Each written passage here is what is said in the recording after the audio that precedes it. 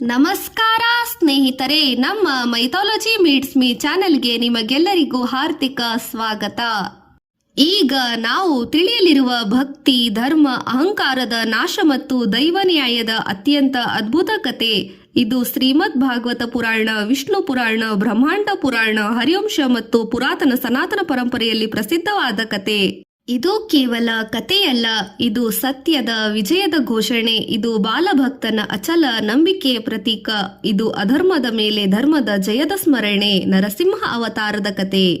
ಈಗ ನಾವು ತಿಳಿಯುವುದು ಹಿರಣ್ಯಕಶ್ಯಪು ಯಾರು, ಪ್ರಹ್ಲಾದ ಯಾಕೆ ಮಹಾಭಕ್ತನಾದ, ನರಸಿಂಹ ಅವತಾರ ಯಾಕೆ ಆಯಿತು, ಈ ಕಥೆಯ ನಿಜಾರ್ಥ ಏನು, ಕೊನೆವರೆಗೂ ನೋಡಿ ತಿಳಿದುಕೊಳ್ಳೋಣ. ಜಯ ವಿಜಯರ ಶಾಪ. ವೈಕುಂಠದಲ್ಲಿ ಶ್ರೀ ಮಹಾವಿಷ್ಣುವಿನ ದ್ವಾರಪಾಲಕರಾಗಿದ್ದವರು ಜಯ ಮತ್ತು ವಿಜಯ. ಒಂದು ದಿನ ಸನಕ, ಸನಂದನ, ಸನಾತನ, ಸನತ್ಕುಮಾರರು ವೈಕುಂಠಕ್ಕೆ ಬಂದರು. ಆದರೆ ಜಯ ವಿಜಯರು ಅವರನ್ನು ಒಳಗೆ ಬಿಡಲಿಲ್ಲ. ಋಷಿಗಳು ಕೋಪಗೊಂಡು ಶಾಪ ನೀಡಿದರು. ನೀವು ಭೂಲೋಕದಲ್ಲಿ ಅಸುರರಾಗಿ ಜನ್ಮ ತಾಳಿರಿ. ವಿಷ್ಣು ಭಗವಂತರು ಪ್ರತ್ಯಕ್ಷರಾಗಿ ಹೇಳಿದರು, ನನ್ನ ವಿರೋಧಿಗಳಾಗಿ 3 ಜನ್ಮ ಪಡೆಯಿರಿ, ಆಮೇಲೆ ಮತ್ತೆ ನನ್ನ ಬಳಿಗೆ ಬರುವಿರಿ. ಮೊದಲ ಜನ್ಮದಲ್ಲಿ ಅವರು ಹುಟ್ಟಿದರು ಹಿರಣ್ಯಾಕ್ಷ ಮತ್ತು ಹಿರಣ್ಯಕಶ್ಯಪು. ಹಿರಣ್ಯಾಕ್ಷನ ವಧೆ. ಹಿರಣ್ಯಾಕ್ಷನು ಅತಿ ಬಲಶಾಲಿ ದೈತ್ಯ. ಅವನು ಭೂಮಿಯನ್ನು ಸಮುದ್ರದಲ್ಲಿ ಮುಳುಗಿಸಿದ. ಆಗ ವಿಷ್ಣು ಭಗವಂತರು ವರಾಹ ಅವತಾರದಲ್ಲಿ ಬಂದು ಭೂಮಿಯನ್ನು ರಕ್ಷಿಸಿದರು, ಹಿರಣ್ಯಾಕ್ಷನನ್ನು ಸಂಹರಿಸಿದರು. ತಮ್ಮ ಸಹೋದರನ ಮರಣದಿಂದ ಹಿರಣ್ಯಕಶ್ಯಪು ಕೋಪದಿಂದ ಉರಿಯತೊಡಗಿದ. ಅವನು ವಿಷ್ಣುವಿನ ಮೇಲೆ ದ್ವೇಷ ಬೆಳೆಸಿದ. ಹಿರಣ್ಯಕಶ್ಯಪುವಿನ ತಪಸ್ಸು. ಹಿರಣ್ಯಕಶ್ಯಪು ಅಮರತ್ವ ಬಯಸಿದ. ಅವನು ಕಠಿಣ ತಪಸ್ಸು ಮಾಡಿದ. ಸಾವಿರಾರು ವರ್ಷಗಳ ಕಾಲ ಕಣ್ಣು ಮುಚ್ಚಿ ನಿಂತನು.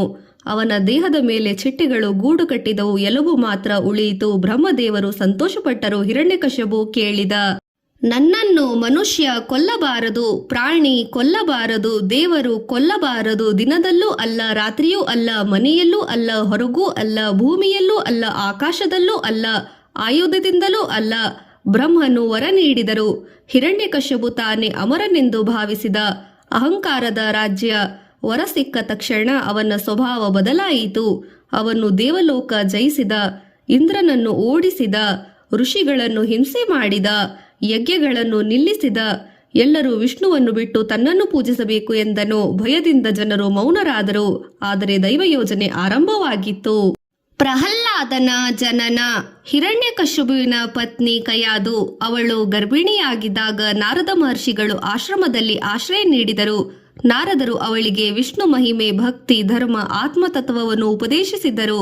ಆ ಉಪದೇಶವನ್ನು ಗರ್ಭದಲ್ಲಿದ್ದ ಶಿಶು ಕೇಳಿತು. ಆ ಶಿಶುವೇ ಪ್ರಹ್ಲಾದ. ಜನ್ಮದಿಂದಲೇ ಅವನು ಭಕ್ತನಾದ.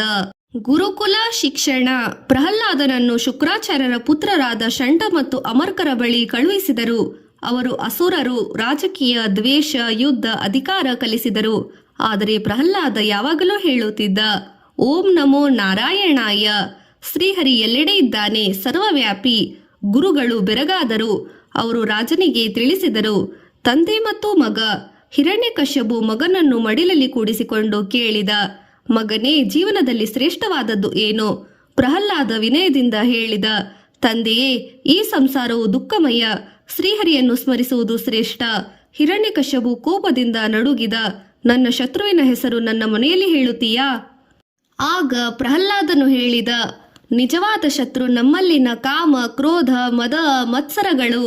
ಪ್ರಹ್ಲಾದನ ಮೇಲೆ ಹತ್ಯೆ ಮತ್ತು ಪ್ರಯತ್ನಗಳು. ರಾಜನ ಆದೇಶಿಸಿದನು, ಈ ಮಗನನ್ನು ಕೊಲ್ಲಿರಿ. ವಿಷ ನೀಡಿದರು. ಪ್ರಹ್ಲಾದನು ಹರಿನಾಮವನ್ನು ಜಪಿಸಿದ. ಏನೂ ಆಗಲಿಲ್ಲ. ಸರ್ಪಗಳನ್ನು ಬಿಡಿಸಿದರು. ಸರ್ಪಗಳು ಶಾಂತವಾದವು. ಆನೆಗಳಿಂದ ತುಳಿಯಲು ಯತ್ನಿಸಿದರು. ಆನೆಗಳು ತಲೆಬಾಗಿದವು. ಪರ್ವತದಿಂದ ತಳ್ಳಿದರು.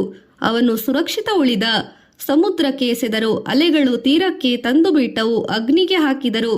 ಹೋಲಿಕಾ ಎಂಬ ಸಹೋದರಿ ಅಗ್ನಿಯಿಂದ ರಕ್ಷಣೆ ವರ ಪಡೆದಿದ್ದಳು. ಅವಳು ಪ್ರಹ್ಲಾದನನ್ನು ಮಡಿಲಲ್ಲಿ ಕೂತುಕೊಂಡು ಬೆಂಕಿಗೆ ಹೋದಳು. ಆದರೆ ದೈವ ನ್ಯಾಯ ನಡೆಯಿತು. ಹೋಲಿಕಾ ದಹನಗೊಂಡಳು. ಪ್ರಹ್ಲಾದ ಉಳಿದ. ಇದನ್ನೇ ಇಂದು ಹೋಲಿಕಾ ದಹನವೆಂದು ಆಚರಿಸಲಾಗುತ್ತದೆ. ಪ್ರಹ್ಲಾದನ ಉಪದೇಶ. ಒಮ್ಮೆ ಗುರುಕುಲದ ಮಕ್ಕಳಿಗೆ ಪ್ರಹ್ಲಾದ ಹೇಳಿದ, ಸ್ನೇಹಿತರೆ, ಬಾಲ್ಯದಲ್ಲಿ ಭಗವಂತನನ್ನು ನೆನಪಿಸಿಕೊಳ್ಳಿ. ಜೀವನ ಅಶಾಶ್ವತ, ದೇಹ ನಾಶವಾಗುತ್ತದೆ. ಆತ್ಮ ಶಾಶ್ವತ. ಭಕ್ತಿ, ಸತ್ಯ, ದಯೆ, ಧರ್ಮ ಇವೇ ನಿಜವಾದ ಸಂಪತ್ತು. ಇದು ಭಾಗವತ ಧರ್ಮದ ಸಾರ.